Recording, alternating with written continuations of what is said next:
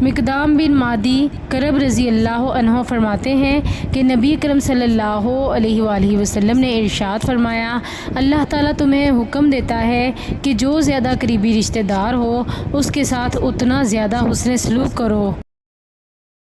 حضرت ابو رمثا فرماتے ہیں، میں رسول اللہ صلی اللہ علیہ وآلہ وسلم کی خدمت میں حاضر ہوا۔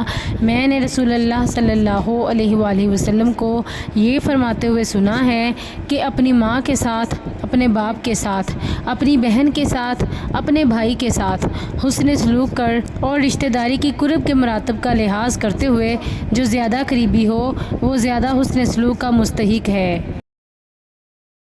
ام المومنین حضرت عائشہ رضی اللہ عنہا فرماتی ہیں کہ رسول اللہ صلی اللہ علیہ وآلہ وسلم نے ارشاد فرمایا، میں سویا تو میں نے خود کو خواب میں جنت میں دیکھا۔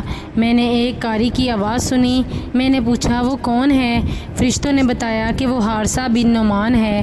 رسول اللہ صلی اللہ علیہ وآلہ وسلم نے فرمایا، خدمت کا یہی صلہ ملتا ہے۔ وہ اپنی ماں کی بہت خدمت کیا کرتا تھا۔